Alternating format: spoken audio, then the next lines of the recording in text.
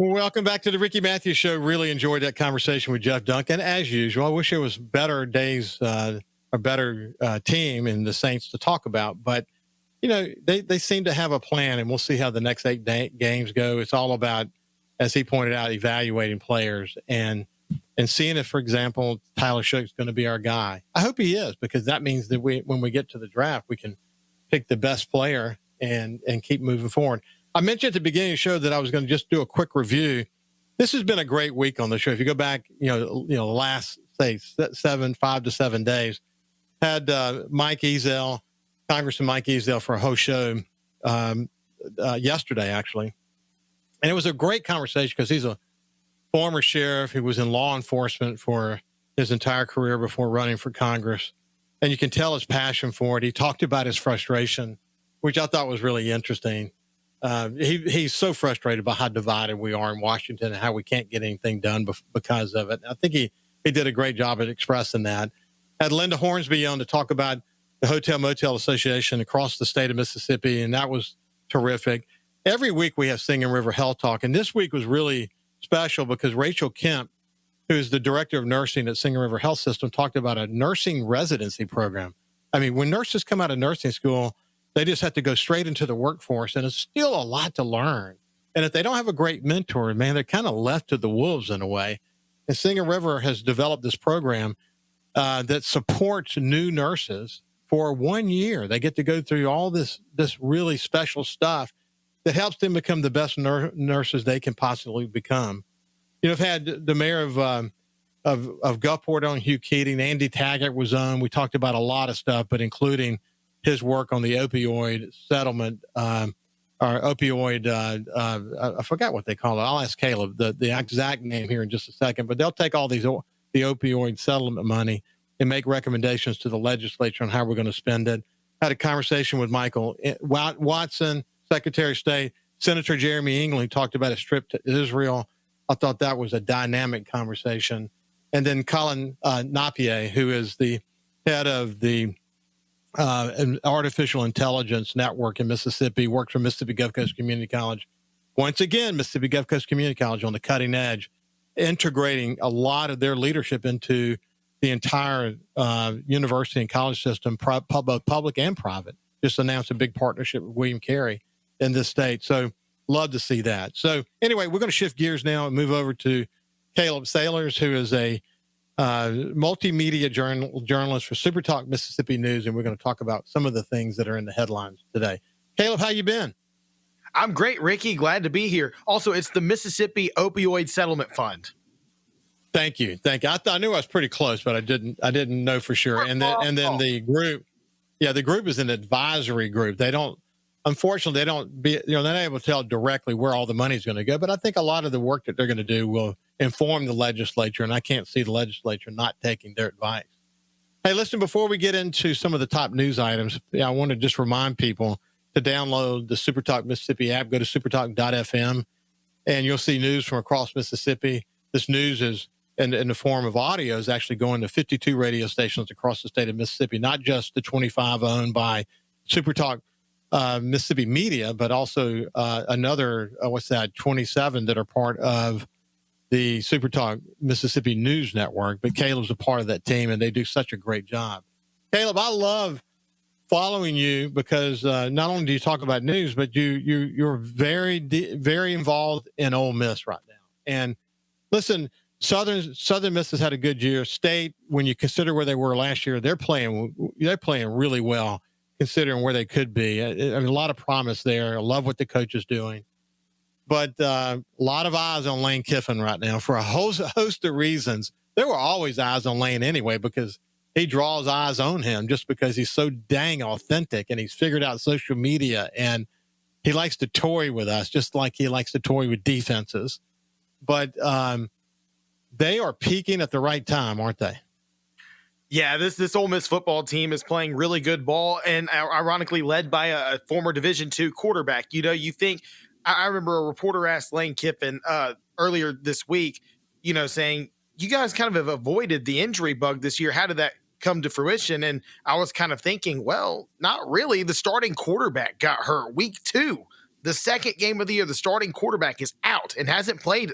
I mean, he's played a couple of snaps here and there, but has not started since they turned to a Division II quarterback, and he's just lighting it up.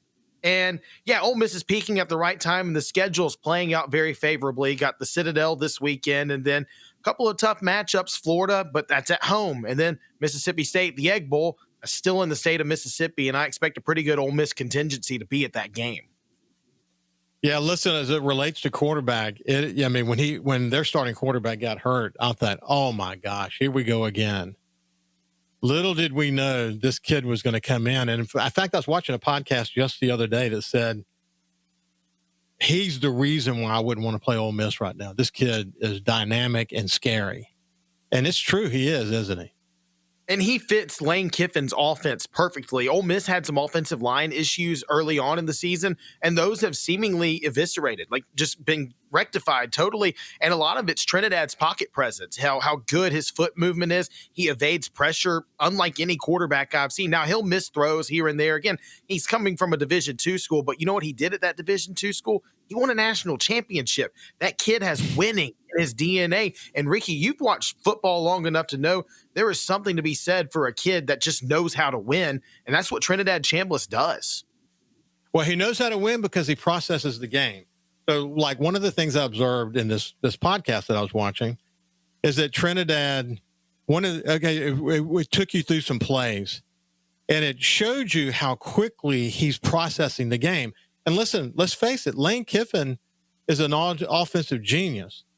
He's putting some control in Trinidad's hands, but depending on how much control he puts in his hands is based upon how much Lane believes he can process the game and do it the way he needs to do it. And what they were pointing out was how sophisticated Trinidad has gotten in running Lane's offense, which is an indication of Lane trusting Trinidad to actually do that.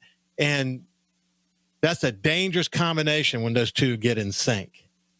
And I was in Norman, Oklahoma just a couple of weekends ago, watching Ole Miss play Oklahoma, which has one of the toughest defenses in the country.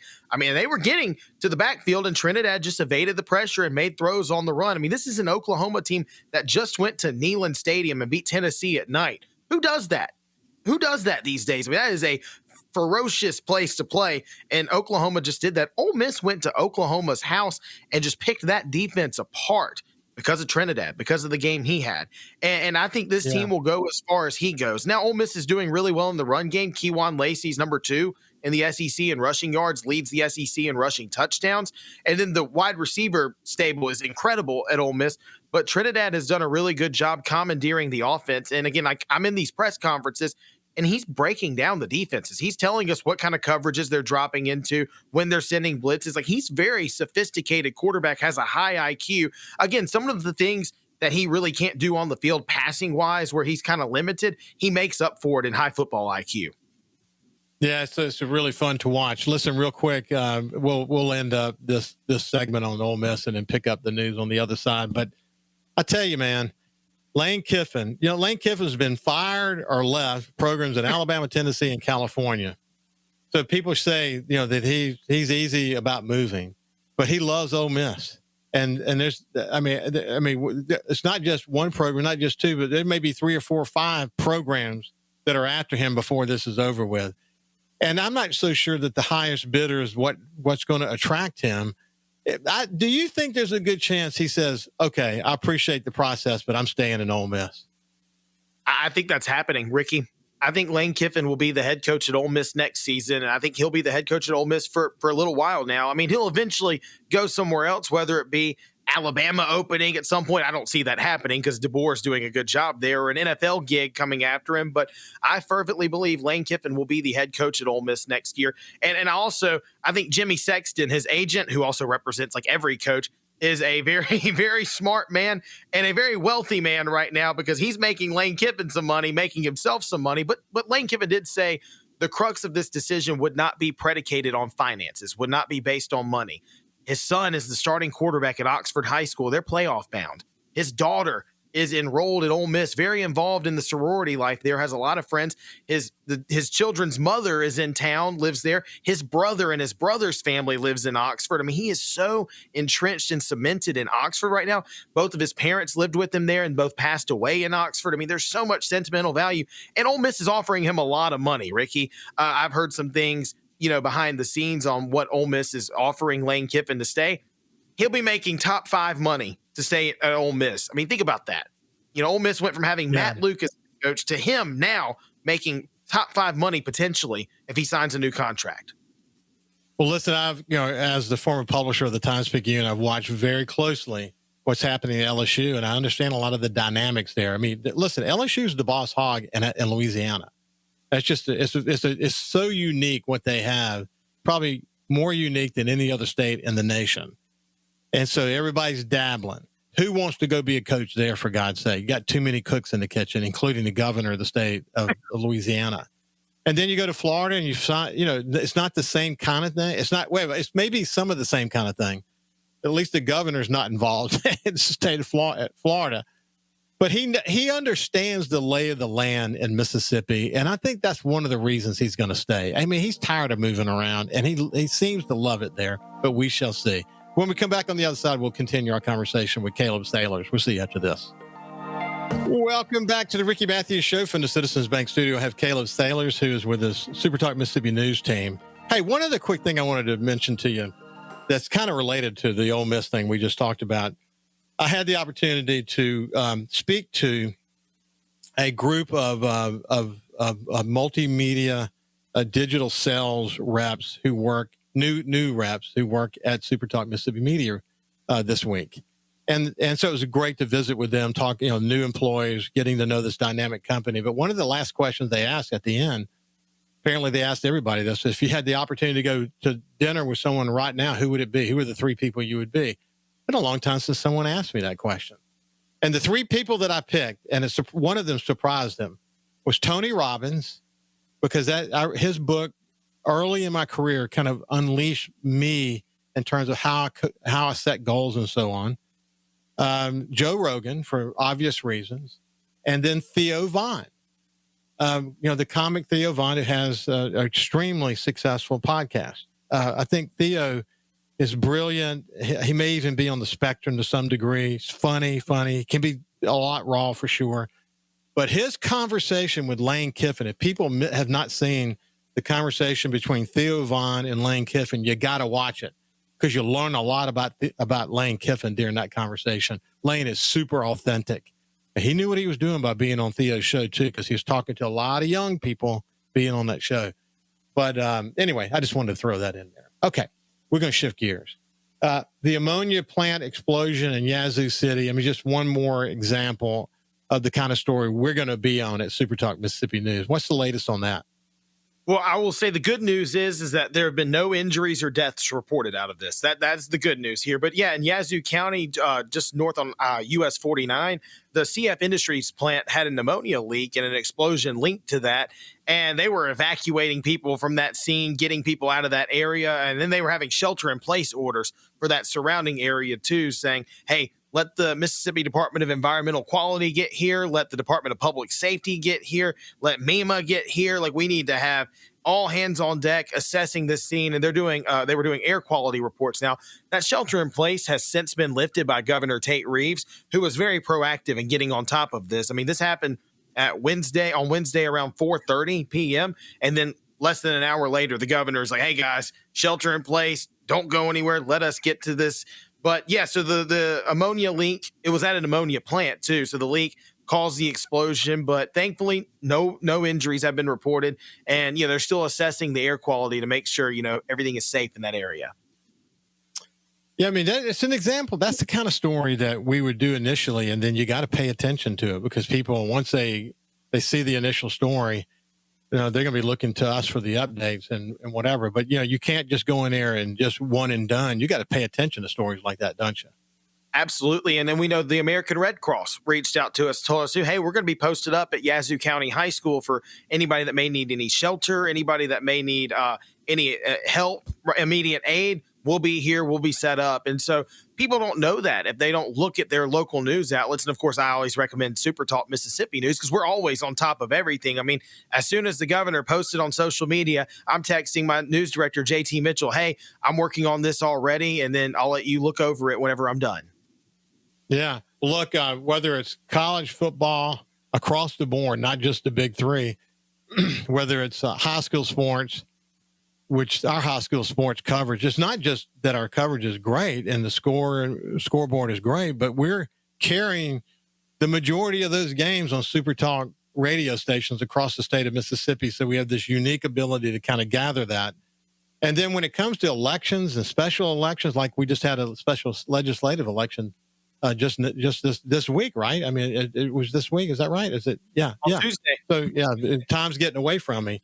But I mean, this is where people turn to find out what the latest is. What is the latest on the special legislative elections?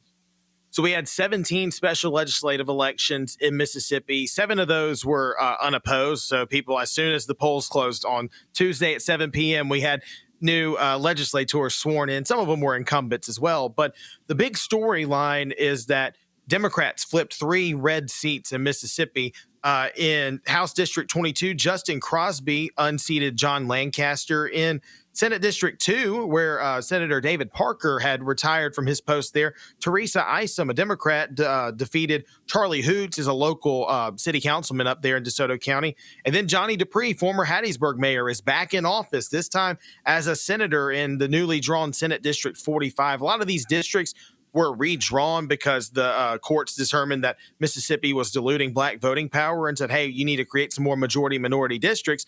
And so they did that. Now the Democrats are celebrating this as a huge victory, saying Mississippi's a battleground state, whereas the Mississippi GOP chairman Mike Hurst said, no. You guys got a couple of wins here, but we're still going to advance a conservative agenda in Mississippi.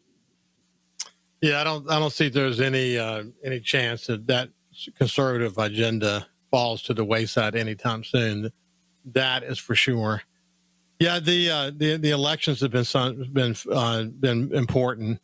It is, I've had many conversations with mayors and others. It's sad. Used to on the local level and even in the state legislature, certainly you'd have disagreements between Democrats and Republicans, but you didn't have the kind of polarizing at the state level or the local level like you saw in Washington. And a lot of that's starting to seep in even to the local levels to some extent. Now, I'm glad, for example, there's a great case where it's not, and that's the new mayor of Jackson, a Democrat who's getting a lot of support from Republicans. Just shows you how it can work. But I mentioned on the conversation I had with Congressman Mike Ezell, go take a look at it. What he says about what frustrates him probably is a news story in and of itself. But listen, Caleb, it's been a pleasure to spend some time with you, my friend. Thank you, Ricky. I appreciate it. Have a great weekend, and we'll see you on Monday.